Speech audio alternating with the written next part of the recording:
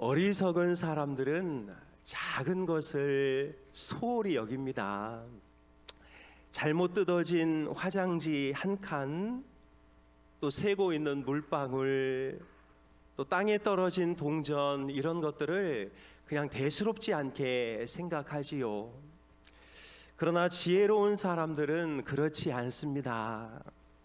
종이 한 장, 물 한 방울, 남은 동전, 짜투리 시간, 이들은 이런 것들을 매우 소중하게 여기고 그것들을 잘 활용하려고 하지요.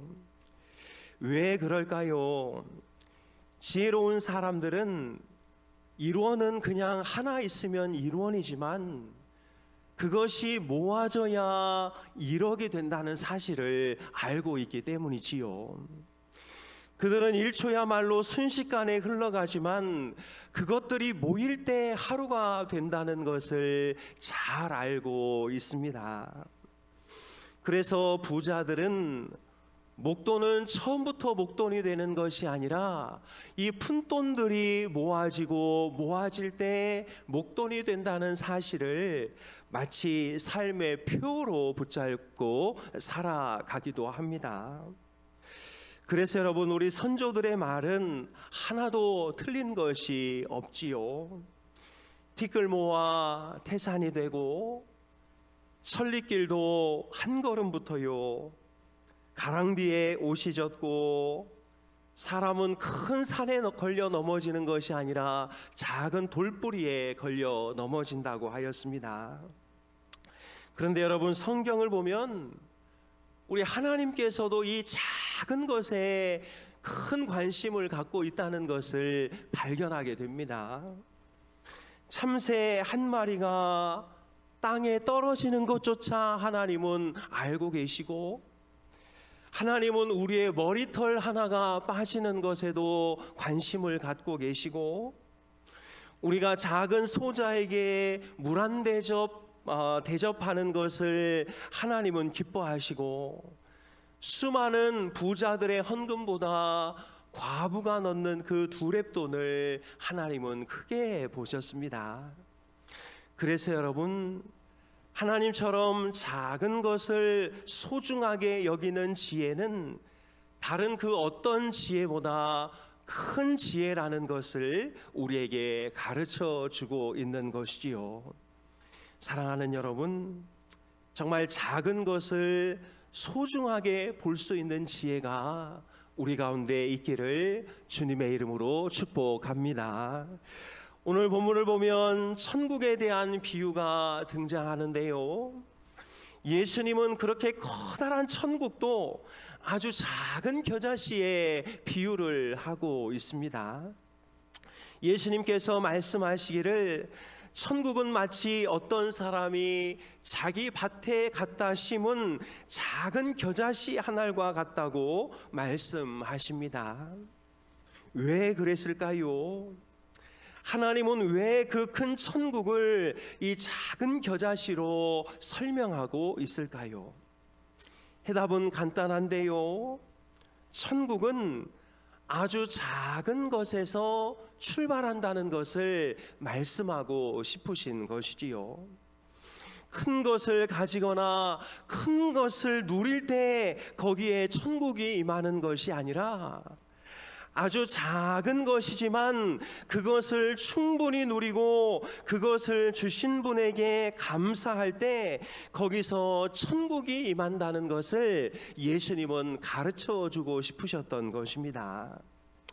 여러분, 언제 내 인생에 천국이 임하나요? 옆으로 누워 자다가 아침에 눈을 딱 떴는데 내 앞에 아내가 미소를 지으며 나를 쳐다보고 있을 때 그게 천국이 아닌가요? 물론 아닌 분도 있을 수 있습니다. 그러나 저는 참 그때가 행복하더라고요. 아침에 출근하여 아내의 잔소리가 없는 그 나만의 공간에서 믹스커피를 딱 타서 한 잔 마실 때 천국이 아닌가요? 어린 자녀, 어린 손주가 나에게 달려와서 내 품에 푹 안길 때 그때 우리는 천국을 누리지 않습니까? 배가 아파 급히 화장실로 달려가서 시원하게 볼일을 볼 수 있으면 그게 천국이 아니겠습니까? 큰돈 벌지 못해도 아내와 아이들을 모아놓고 월급날 양념통닭 하나 시켜놓고 같이 뜯을 수 있는 그게 천국이 아닌가요? 이처럼 천국은 아주 작은 데서 출발한다는 것을 예수님은 오늘 우리에게 가르쳐주고 있는 것이지요. 그렇다면 여러분, 우리 인생에 이런 천국의 열매를 가져오는 이 작은 씨앗들이 무엇일까요? 오늘 이 작은 씨앗들 몇 가지만 좀 살펴보면서 우리에게 하나님께서 펼쳐놓으신 이 주변의 많은 천국들을 우리의 것으로 다 끌어다 쓸 수 있는 우리 모두가 되었으면 좋겠습니다. 첫째가 바로 작은 감사입니다. 우리가 작은 감사를 심기 시작하면 거기서 천국의 열매들이 맺히기 시작합니다. 여러분, 얼마 전에 오셨던 이지용 목사님에 따르면 성경에는 이 감사라는 단어가 총 196번이 나온다고 하는데요. 성경의 이 수많은 단어 중에 고작 196번밖에 나오지 않지만 구약의 132번, 신약의 64번, 그런데 구약 이 132번 중에 무려 77번, 약 60%가 시편에 나온다고 합니다. 그리고 신약 64번 중에 48번, 약 75%가 바울 서신에 나온다고 하지요. 그러니까 구약에서 감사를 제일 많이 했던 사람이 바로 다윗이고, 신약에서는 감사를 제일 많이 했던 사람이 바로 바울이라는 결론이 나오게 됩니다. 그런데 여러분, 다윗이 그렇게 감사거리가 많은 사람이었을까요? 사실 하나님께서 그를 왕으로 세워주신 것 빼고는 그 외의 모든 인생이 너무나 힘들고 어려운 인생을 살아갔던 사람이지요. 그럼에도 그는 계속 하나님께 감사하라고 말씀하고 있습니다. 여러분, 바울은 어떻습니까? 그는 다른 사도들보다 더 큰 고통과 아픔을 겪으면서 힘겹게 주의 복음을 전하였는데요. 그는 아마 복음 때문에 고난받은 신약의 대표 주자라고 할 수 있을 것입니다. 그런데 이들이 무엇이라고 고백합니까?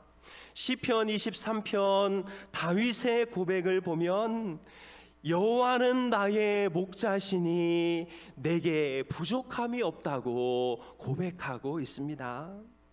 시편 103편 5절 우리 같이 한번 읽어볼까요? 시작. 좋은 것으로 내 소원을 만족하게 하사 내 청춘을 독수리같이 새롭게 하시는도다. 늘 좋은 것으로 내 영혼을 만족해 하셨다고 고백하고 있습니다. 시편 136편을 보면 다윗은 자신을 지켜주신 하나님께 계속 감사하라고 선언하고 있는데요. 우리 136편 23절 26절 말씀도 우리 천천히 같이 한번 읽겠습니다. 우리를 비천한 가운데서도 기억해 주신 이에게 감사하라. 그 인자하심이 영원함이로다. 우리를 우리의 대적에게서 건지신 이에게 감사하라. 그 인자하심이 영원함이로다. 모든 육체에 먹을 것을 주신 이에게 감사하라.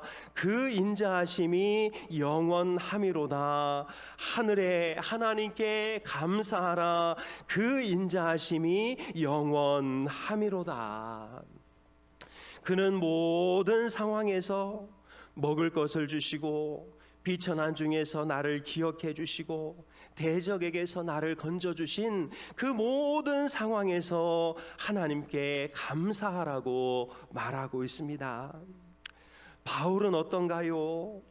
그는 매 고통과 아픔 속에서도 항상 기뻐하고 쉬지 말고 기도하고 범사에 감사하라고 명령하고 있습니다. 그러니 여러분, 감사는 어떤 상황에서 출발하는 것이 아닌 것이지요. 감사는 그야말로 내가 살고 있는 모든 상황을 하나님이 주시는 그 믿음으로 바라볼 때 할 수 있는 것임을 우리에게 가르쳐주고 있는 것이지요. 그러니 감사를 잘하는 사람은 믿음이 좋은 사람이며, 늘 원망하고 불평하는 사람은 아직 믿음이 약한 사람이라는 것을 우리에게 반증해 주고 있는 것입니다. 사랑하는 여러분, 우리 채권자 의식을 버렸으면 좋겠습니다. 채권자 의식이 무엇인가요? 나는 하나님께 받을 게 있다는 것이지요. 하나님은 나에게 주실 것이 있다는 것입니다. 나는 무엇인가를 받아야 마땅하다는 이 채권자 의식은 우리의 마음속에서 그 어떤 감사도 살아남지 못하도록 감사의 목을 조르게 되는 것이지요. 사랑하는 여러분, 채권자 의식이 아니라 오히려 하나님 앞에 채무자 의식으로 내가 하나님께 갚아드려야 되는데 오늘도 하나님이 내게 주신 것이 많구나, 이런 마음으로 우리 작은 감사를 심어 우리 주변을 천국으로 만들어갈 수 있기를 주님의 이름으로 축복합니다. 둘째로 작은 충성입니다. 마태복음 25장에 보면 달란트 비유가 나오지요. 한 주인이 종들에게 타국으로 갈 때에 어떤 종에게는 5달란트를, 어떤 종에게는 2달란트를, 어떤 종에게는 1달란트를 맡기고 멀리 떠납니다. 그리고 시간이 지나 이 주인이 돌아왔을 때에 이들은 자신이 일한 만큼 그 나누어 준 달란트를 다시 가져오라 이야기하지요. 그때 5달란트 받은 종은 제가 5달란트로 열심히 일하여 5달란트를 남겼습니다.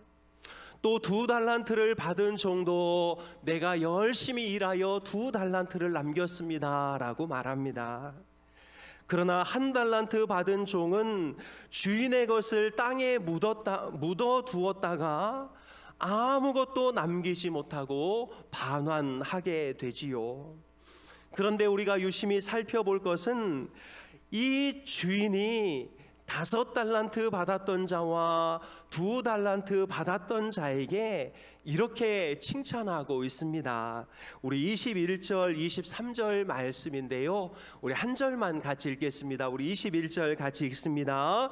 그 주인이 이르되 잘하였도다 착하고 충성된 종아, 내가 적은 일에 충성하였음에 내가 많은 것을 내게 맡기리니 내 주인의 즐거움에 참여할지어다 하고.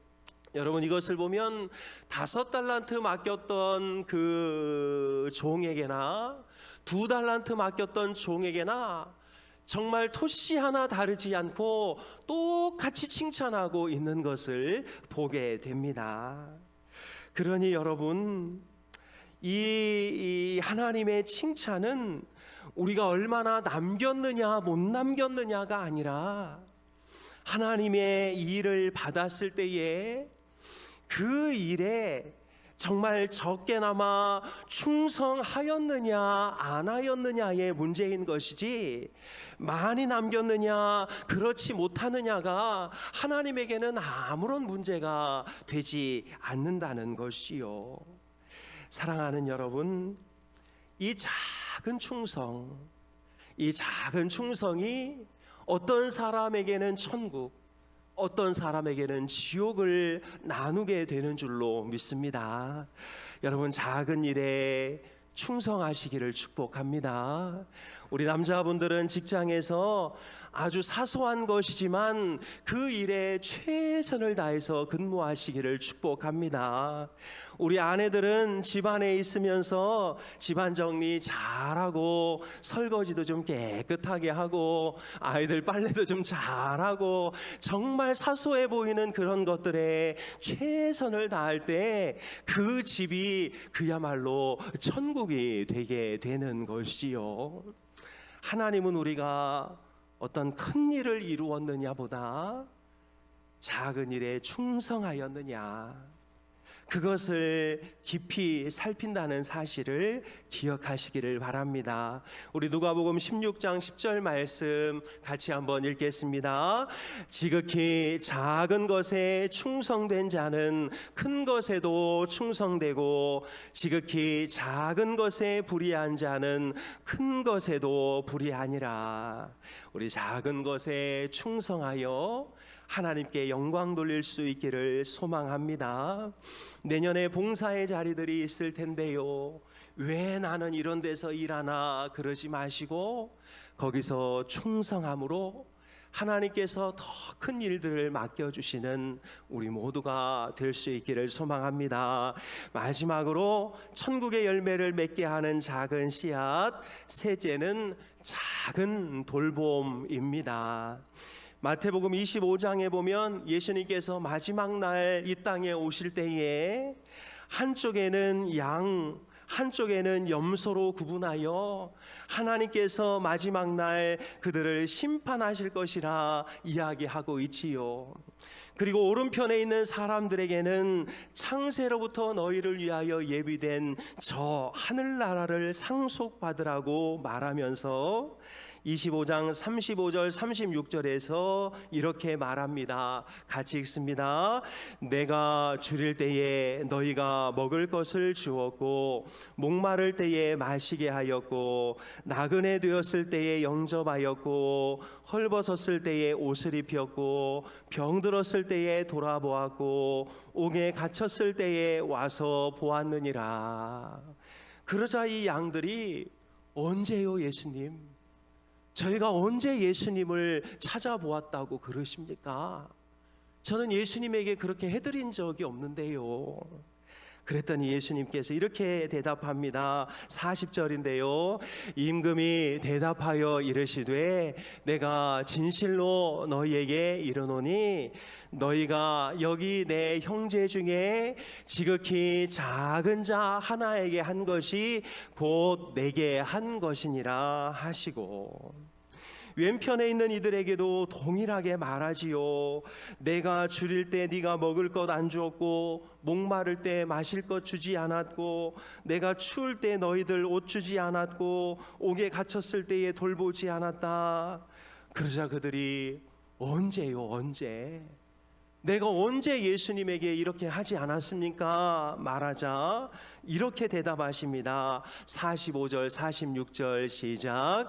이에 임금이 대답하여 이르시되 내가 진실로 너희에게 이르노니 이 지극히 작은 자 하나에게 하지 아니한 것이 곧 내게 하지 아니한 것이니라 하시리니 그들은 영벌에 의인들은 영생에 들어가리라 하시리라. 천국과 지옥이 이 작은 한 사람을 돌보았느냐 그러지 않았느냐에 의해서 갈라지게 되는 것이요. 사랑하는 여러분, 천국은 아주 작은 사람을 주님의 이름으로 영접할 때 거기에 임하게 되는 줄로 믿습니다. 다니엘 기도회를 하면서 저희 가슴을 참 뭉클하고 아프게 하는 시간들이 있는데요, 바로 사랑의 헌금 시간입니다. 매일 나오는 영상들을 보면서 하나님은 어떻게 저런 이들에게 저런 고통을 주시나, 저들은 또 어떻게 저런 환경에서도 흔들리지 않고 꿋꿋하게 살아있나, 와, 나 같으면 저런 환경을 견딜 수 있을까, 이런 마음들이 드는데요. 그러므로 한편으로 우리도 사랑의 헌금을 좀 하면 좋겠는데, 해야 되는데, 은혜만 받고 이 사랑의 물줄기를 흘려보내지 못하고 있구나. 우리 교회도 작지만 하루라도 우리 나를 정해서 이 사랑의 헌금을 좀 했으면 좋겠다는 생각이 20일 내내 끊이지 않고 찾아오고 있었습니다. 영상을 볼 때는 안타까워서 해야지 하다가 또 영상 끝나면 잊어버리고 이렇게 하는 것이 얼마나 위선적인가라는 생각을 하게 되는데요.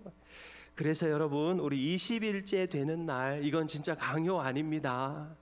정말 작은 씨앗 한번 심었으면 좋겠다 싶고요. 이미 벌써 하신 분들도 많이 계시리라 생각이 되는데, 그날 어떤 분이 나올지 모르지만, 또 어디에 사시는 누가 나올지 모르지만 화면의 계좌로 작은 금액이라도 우리 같이 좀 보냈으면 좋겠다 싶습니다. 계좌가 어려우신 분들은 뒤에 헌금 바구니 갖다 놓을 테니까요. 거기에 넣어주시면 저희가 오륜교회 쪽으로 잘 전달해 드리도록 하겠습니다. 작년 여기 추수감사 주일 강단 비용으로 약 100만 원 정도 되는 금액, 정말 작지만 우리 상진초등학교 장학금으로 드리면서 이 복지 선생님을 뵀는데요. 복지 선생님이 그러시기를, 다른 학교보다 우리 상진초등학교가 어려운 친구들이 너무 많아서 자기 같은 복지 선생님이 전담으로 지금 와 있다고 이야기를 하였습니다. 올해도 하얀 봉투에 넣어주시면, 셀별로 개인별로 넣어주시면 모아지는 대로 전달해 드리도록 그렇게 하고요. 사실 저희들 상진초등학교에 얼마 드리지도 않았는데 저희들 주차장도 쓰고 또 운동회 한다고 운동장도 쓰고 얼마나 많은 혜택을 누리고 있는지 모릅니다. 작은 나눔이 큰 행복으로 우리에게 다가올 줄로 믿습니다. 올해보다 내년에는 우리의 재정 중에 더 많이 밖으로 좀 쓰고 빼고 할 수 있는 그런 교회가 되었으면 좋겠고, 또 감사한 것은 화요일에 동구 여성 전문 봉사단에서 어려운 어르신들 김치를 담가 드린다고 저희 교회 주방을 사용하길 원하셔서 우리 권사님과 잘 상의하여 허락해 드리기로 하였습니다. 우리 울산 인돌교회가 정말 말로만 감사하는 교회가 아니라 단 얼마라도 그 감사를 좀 표현하고 밖으로 흘려보낼 수 있는 그런 교회가 되었으면 좋겠습니다. 주님이 이렇게 말씀하십니다. 우리 마태복음 10장 42절 같이 한번 읽겠습니다. 또 누구든지 제자의 이름으로 이 작은 자 중 하나에게 냉수 한 그릇이라도 주는 자는 내가 진실로 너희에게 이르노니 그 사람이 결단코 상을 잃지 아니하리라. 우리 울산인돌교회가 작은 돌봄의 씨앗을 심어서 이곳이 바로 천국이 되고 우리가 만나는 그곳이 바로 천국이 되어지기를 주님의 이름으로 축복합니다. 기도하겠습니다. 하나님 아버지, 천국을 크고 또 그 문턱을 높게 만들어서 뭔가 큰 걸 해야만 들어가지 않도록 허락해 주신 은혜 감사를 드립니다. 그냥 먹고 있는 것, 쉴 수 있는 장소 하나 주신 것만으로도 감사할 수만 있다면 그곳이 천국에 되게 해주신 것 너무나 감사를 드립니다. 오늘 이후로 우리 울산 흰돌교회가 더 작지만 많은 감사를 심을 수 있게 도와주옵소서. 작지만 더 많은 충성을 심을 수 있게 도와주옵소서. 작지만 더 많은 사람들을 돌볼 수 있도록 인도하여 주옵소서. 그래서 바로 여기가 천국되고 우리 주변이 천국될 수 있도록 하나님 함께하여 주옵소서. 감사드리며 예수님의 이름으로 기도하옵나이다. 아멘.